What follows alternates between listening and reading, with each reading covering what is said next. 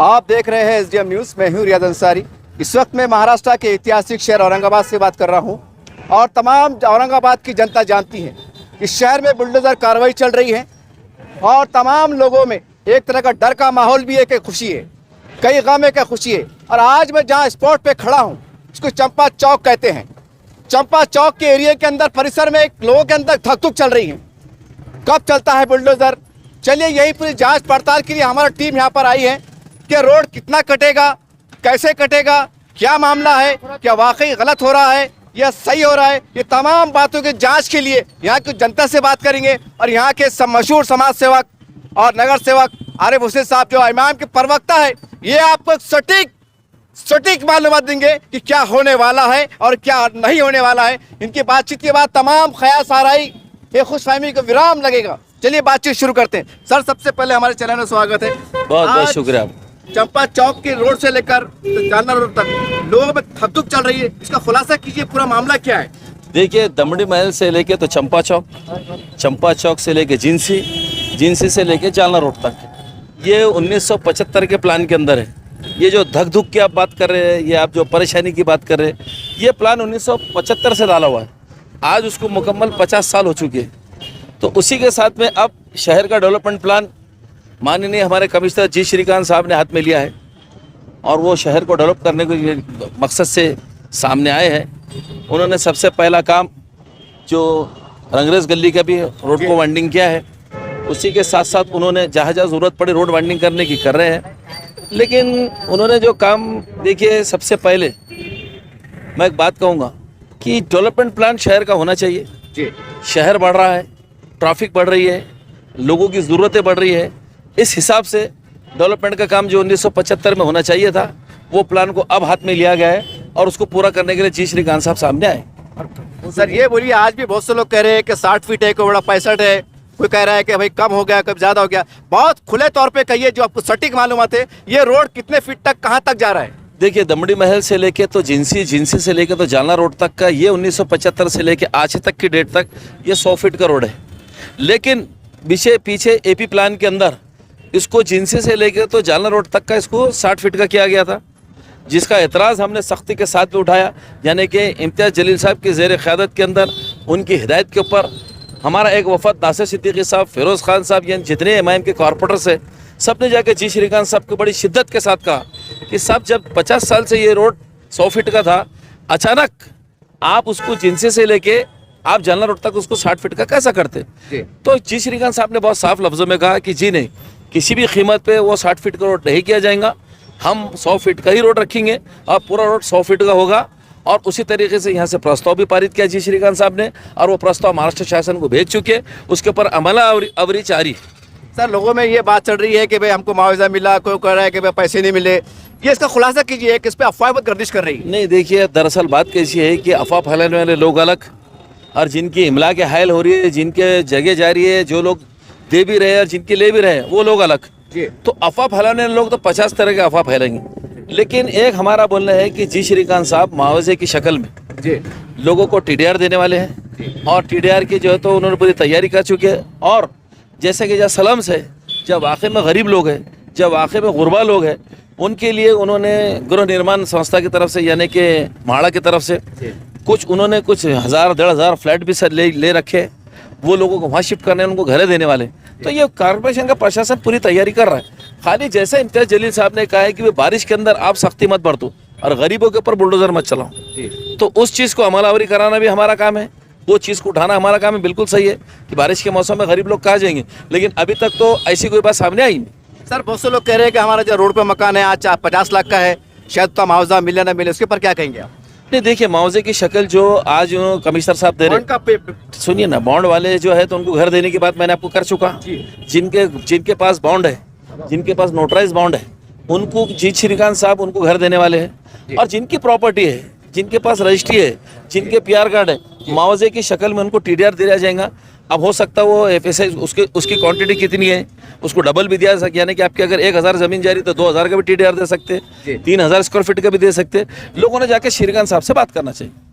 Sir, ये जब कार्रवाई चल रही है तो लोग, विरोधी पक्ष के लोग जो तो आप पे आरोप लगा रहे हैं कि कहाँ है वो मुसलमान के नेता, कहाँ है वो कौम की लीडर की बात करने वाले, वोटों की बात करने वाले। आज मुसलमान परेशान है, खास मुस्लिम एरिया की बात करूँ तो आज वो रोड पे दिखाई नहीं देते। क्या कहेंगे इसके ऊपर आप? ऐसे जो चंद दलाल लोग हैं, जो आँख के अंधे हैं, जो कौम के सौदागर हैं, आप आज उनकी बात कर रहे हैं। मैं अब आपको बात कर रहा हूँ, आप मेरी बात की तायद और हिमायत करेंगे। सबसे पहला बुलडोजर कहाँ चला शहर के अंदर? उनके एरिया में चला साहब, मुकुंदवाड़ी पे चला। Yes yes yes. कौन आया वहाँ पे? इम्तियाज साहब आए थे वहाँ पर, नासिर सिद्दीकी साहब आए थे वहाँ पर। मैदान में तो मर्द मुजाहिद बन के एमआईएम के लोग खड़े। अरे ये नामर्दा का छुप के बैठे हुए, बताओ मेरे को आप। एक सड़क पे नहीं आने को तैयार है, एक कमिश्नर से आके बात करने को तैयार नहीं है। बात करे तो एमआईएम पार्टी करे, अगर राहत दिलाने का काम करे तो एमआईएम पार्टी करे, मुआवजा दिलाने की बात करे तो एमआईएम पार्टी करे। सिर्फ इलेक्शन में आते सौदा करने के वास्ते और जीतने वाली सीटों को हराने के वास्ते आते। ऐसे ही लोगों के सवाल है ये। लेकिन एक बात याद रखो, भले ही आज हम अरबाब इख्तिदार में नहीं पहुंचे, लेकिन हमारा जोश और जज्बा कभी भी ख़त्म नहीं कर सकते तुम। अगर जा गरीबों की बात आएंगी, गरीबों के हक की बात आएंगी, गरीबों के हित की बात आएंगी, आपको सबसे पहले टकराते हुए एमआईएम पार्टी सड़कों पे मिली। सर आज गुंडेवारी को लेकर एक आम जनता के, एक गरीब भी चाहता है कि मैं गुंडेवारी करूं, लेकिन सवाल ये साहब खाने पीने में परेशान है, वो जनता को राहत के लिए एमआईएम पार्टी क्या करने वाली? नहीं देखिए, एमआईएम पार्टी आपको सुझाव दे सकती है, आपको समझा सकती है, आपके लिए लड़ सकती है, आपके लिए भिड़ सकती है। अब आप क्या चाहते हैं कि आपका गुंटेवारी मैं भर दूं?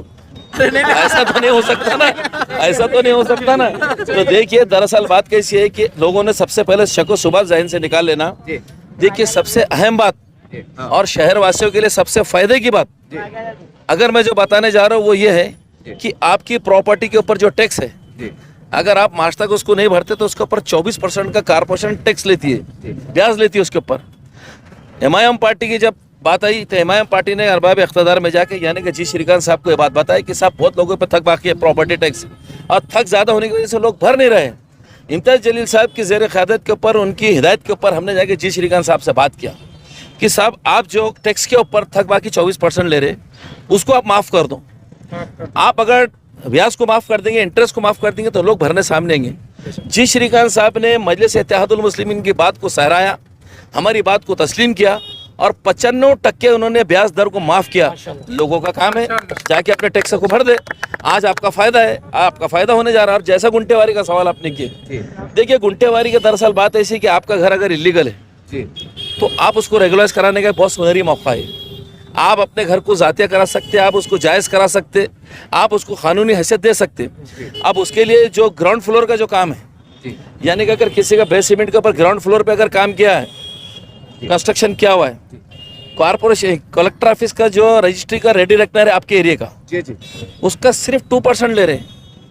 यानी कि अगर रेडी रेकनर का रेट जो भी आता है, अगर समझो 60,000 रुपए की तुम्हारी प्रॉपर्टी की वैल्यू अगर 2 लाख रुपए आती है तो उसका सिर्फ 2% लिया जाएगा। कितना होता है सर 2% से? अब आप लगाइए, 4,000 आएगा, 6,000 आएगा, जो आएगा। अब उसके अंदर जैसा आपका ऊपर अगर फर्स्ट फ्लोर है तो 10% लग जाएगा, 3 फ्लोर है तो सारे स्लैब बदलते रहेंगे। लेकिन एक चीज़ आप लोगों के सामने गोशे गुजार कर देना बहुत ज़रूरी है कि ये मौका बहुत सुनहरा आया हुआ है।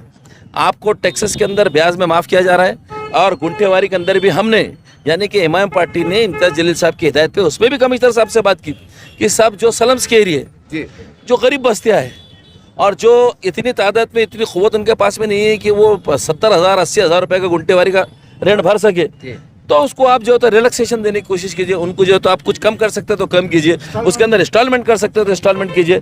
तो वो बात अभी ज़ेर खौस है कमिश्नर साहब के पास। उन्होंने कहा है कि मैं इसके ऊपर भी एनालिसिस करता हूँ, इसका इयादा करता हूँ, जो मुनासिब हो सकता हम ये रियायत देने की पूरी कोशिश करेंगे। गरीबों की लड़ाई अंसारी साहब कोई लड़ रहा है तो सिर्फ एमआईएम पार्टी लड़ रही है। अब आप मेरे को बताइए, जो टी पॉइंट से लेके तो अभी तक एपीआई कॉर्नर के ऊपर जो अतिक्रमण निकाला गया, गरीबों की बस्तियाँ थी क्या वहाँ?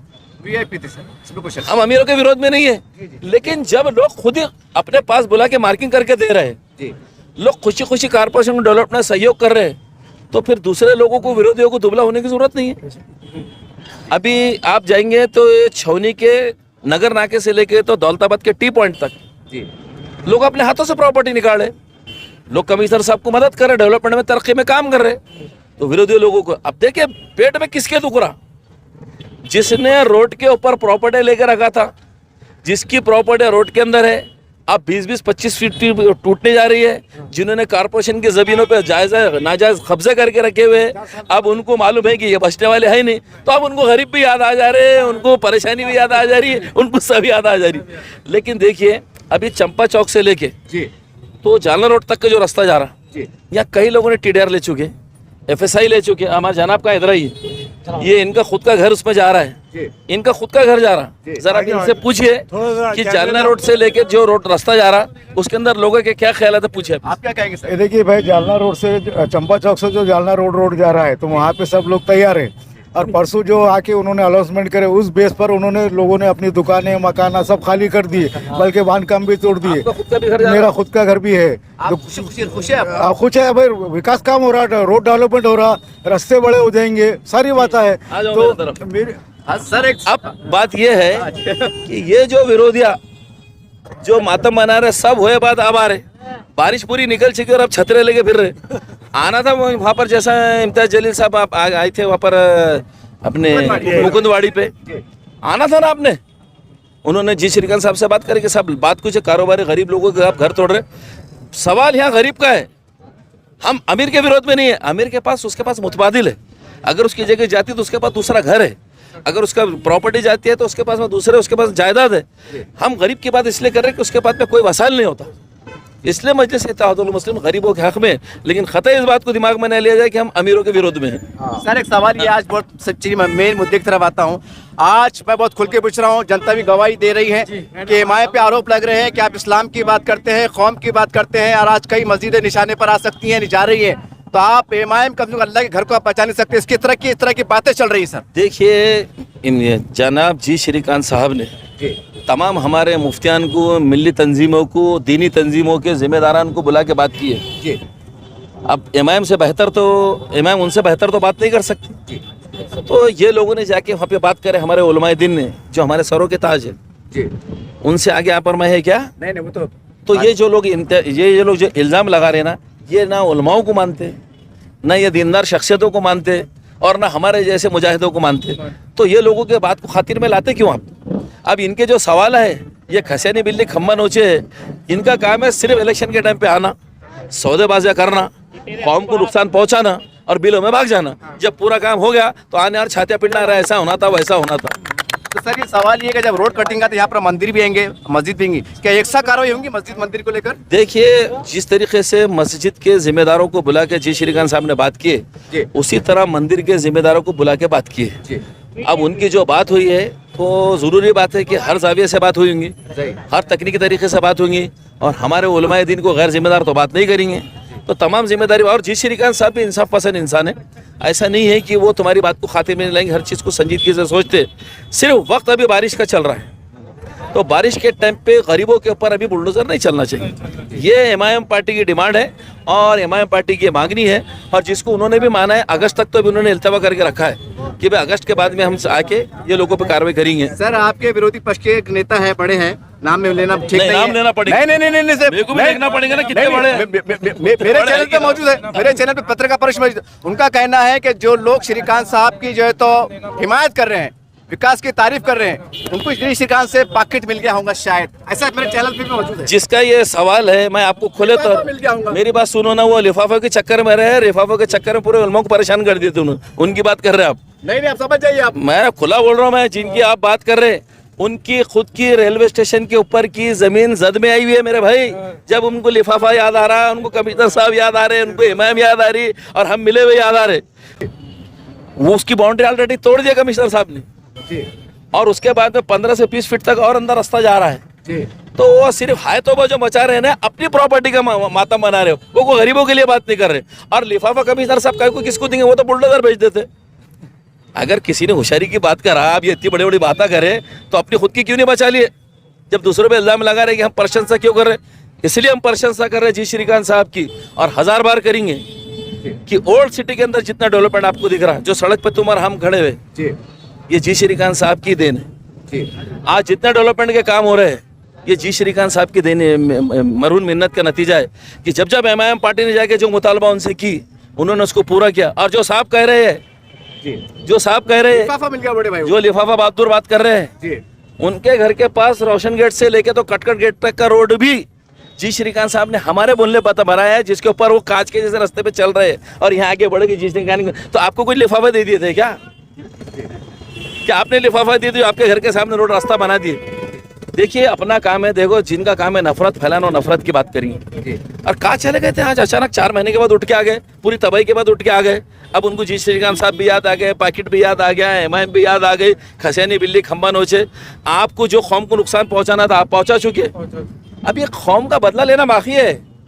आप सियासी तौर पर समझ रहे नहीं, हाशिए पे आए हुए आप जी, और कौम ऐसे लोगों को कभी माफ नहीं करती। सर एक सवाल ले लेता, 2 सवाल आखिरी आप कि गुंटेवारी के लिए जो लोग परेशान है और वो चाहते कि हमारा पैसा, हमारी फाइल सही हाथ में जाए, हमारा आगे नुकसान ना हो, हमको सर्टिफिकेट सही मिले, कि आगे धोखा ना हो, तो इसके लिए आपके पास क्या रहनुमाई का केंद्र कुछ? देखिए उसके लिए सबसे अहम बात यह है कि जो लोग गुंटेवारी कराना चाहते हैं जी, तो कारपोरेशन में सबसे पहले जाए जी, और टाउन प्लानिंग के अंदर जो है तो कारपोरेशन ने ठहराए हुए उनके आर्किटेक्ट है, उनकी एजेंसियाँ जी, उन्हीं के पास में अपनी फाइल दे। उनके पास फाइल देने के बाद वो नॉमिनल कुछ चार्ज लेते हैं उनका जी, लेकिन आपकी फाइल सही तरीके से टाउन प्लानिंग में जाएंगे इसके गुंटेवारी के लिए, और वहाँ से गवर्नमेंट का चालान मिलता है। आप कैम लगेंगे? कैम नहीं, हम कैम नहीं लगाते। जब उन्होंने जब ठहरा लिया है तो कैम लगाने की क्या जरूरत है? लोग क्या मालूम है उनका नाम क्या है, सूरत क्या है, फोन नंबर क्या है? आपकी सूरत मालूम करने के लिए, नाम मालूम करने के लिए, बलाया लेने के लिए आपको टाउन प्लानिंग जाना पड़ेगा जी। तो टाउन प्लानिंग में आप जाओ तो उनके नंबर भी मिल जाएंगे, उनके ऑफिस की निशानदेही भी हो जाएंगी। आपको गैर जिम्मेदार हाथों के अंदर अपनी फाइल ना पैसे देना है जी, पैसे खतई किसी के हाथ में मत दो, फाइल भी किसी के हाथ में मत दो। टाउन प्लानिंग से मालूमात लो कौन कौन सी एजेंसियां उन्होंने नामजद की है, उनके फ़ोन नंबर वहाँ मौजूद है, उनसे बात करो, अपनी फाइल दो और सही तरीके से काम करो। आखिरी सवाल, चंपा मस्जिद कितनी हद तक जा सकती है ताकि मुसलमान सब्र के साथ, अल्लाह की दुआओं के साथ इस काम में आगे बढ़े? किस हद तक शहीद हो सकते? देखिए तन्हा चंपा मस्जिद का सवाल नहीं है। अगर बेगमपुरी की भी मस्जिद अगर हायल हो रही है तो हमारे लिए होती है तखद्दुस की बात है। अगर सिड़कों की कोई मस्जिद अगर हायल हो रही है तो उसके लिए भी हमारे तखद्दुस की बात है। ऐसे नहीं कि चंपा मस्जिद का तखद्दुस अलग है और वो मस्जिद का तखद्दुस अलग है, लेकिन जितने भी धार्मिक स्थल रोड वाइंडिंग के यानी कि मास्टर प्लान की जद में आ रहे हैं तो उसका बैठ के कोई ना कोई हल निकालना पड़ेगा और जहाँ तक हो सकता है इनको बचाने की कोशिश करना पड़ेगा। उसके मुतबादिल रास्ते कहाँ से निकाल सकते वो उस चीज़ों पे भी विचार करना पड़ेगा। सर लोग कह रहे हैं कि 300-400 साल पुरानी मस्जिद 1.5 साल वो तो आसार कदीमा में आती, वो कैसा तोड़ सकते हैं? एक अभी कल एक साहब का बयान आया था। उसी के लिए तो मैं बताऊँ ना, ऐसी तकनीकी बातें बहुत सारी आ सकती है। उसके ऊपर एक जो है तो SIT बनाना चाहिए, एक कमेटी बनाना चाहिए जो शहर के जिम्मेदार लोग हैं उनको लेके और कुछ इसके अंदर टाउन प्लानिंग के जिम्मेदारों को लेके और इसका क्या बीच का रास्ता निकल सकता है और लोगों ने भी उसके लिए तैयार रहना चाहिए। अगर खुदा ना खास्ता समझो ये मस्जिद को अगर बचाने की बात नहीं है तो हो सकता है उसको आइलैंड बनाने की बात आ सकती, हो सकता है 2 तरफों से रास्ता निकालने की बात आ सकती, तरह तरह की तजवीज़ें आपके सामने आ सकती है, लेकिन लोगों को भी उसके लिए कुर्बानी देना पड़ेगा। सर आखिरी सवाल फिर ले लेता हूँ कि कहाँ कौन से मुस्लिम इलाकों में बेल्ट के अंदर ही कार्रवाई होने वाली है, इसके अलावा आपकी जानकारी? नहीं, सवाल मुस्लिम बेल्ट का नहीं है, थोड़ा सा लोग तैयारी कर सके। नहीं, मुस्लिम बेल्ट का सवाल नहीं है इसके अंदर। सबसे पहला काम अभी जो हम पीछे लगे हुए, जो इम्तियाज जलील साहब की मरून मिन्नत है, जब आप मेंबर ऑफ पार्लियामेंट थे आपने बार बार उठाया था इस बात को कि चंपा चौक से जालना रोड तक का रास्ता साफ करिए, ये रास्ता बड़ा होना चाहिए। और इस रास्ते की सबसे खास बात यह कि कई लोगों ने मुबादला ले चुके, कई लोगों ने TDR ले चुके, कई लोगों ने FSI ले चुके। उसके साथ साथ लोग यहाँ पर तैयार है पूरी तरीके से देने को। बाजार कैसा गर्म है?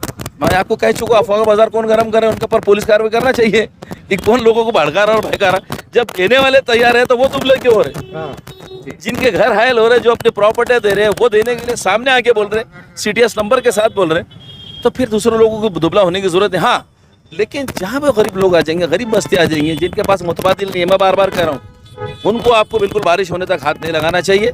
जैसा हमारे खासदार इम्तियाज जलील साहब ने कहा, उसी बात के हम भी पाबंद है कि उनको बारिश तक का मौका मिलना चाहिए। यहाँ पर बुलडोजर कब आएगा सर? एक आपका देखिए बुलडोजर इस तरीके से बात करना खुशी की बात नहीं है। फिर भी देखो, किसका भी कारोबार जाता है, किसके भी अगर घर जाता है, किसी के भी सर पे से छत हटता है तो तुम्हारे हमारे लिए अफसोसनाक बात है, लेकिन शहर के डेवलपमेंट के लिए अभी जैसा बार बार आप जो सवाल कर रहे हैं कि चंपा चौक से लेकर तो जालना रोड तक का ये रास्ते के पहले गिनती करना जरूरी है जी।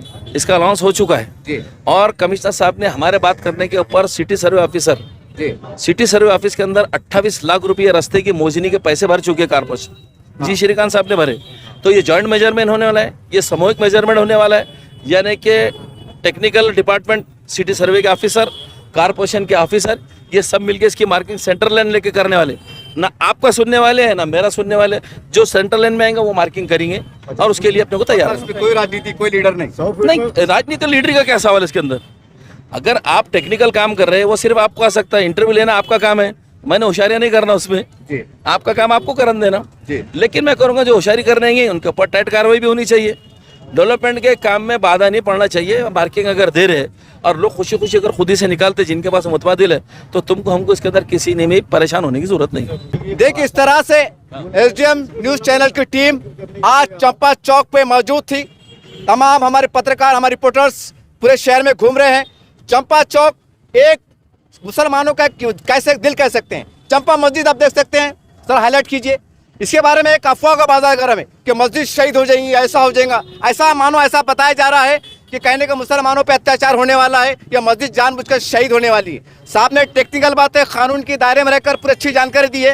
ये इंटरव्यू लेने का एक ही मकसद था कि जो बातें गर्दिश कर रही हैं, जो अफवाहें गर्दिश कर रही है, उसको विराम लगे, उसको लगाम लगे। बहरहाल एक बात बहुत साफ हो गई है कि जो लोग गुंटेवारी कराना चाहते हैं, साहब ने बहुत अच्छी वो करिए है कि आप इनसे पास भी आ सकते हैं। तमाम एमआईएम के कारपोरेटर्स और उनके कार्यालय पर जा सकते हैं, रहनुमाई कर सकते हैं। और महानगर पालिका में आपके अपने अपने एरिया के अधिकारी, इंजीनियर्स साहब ने नियुक्त किए हैं।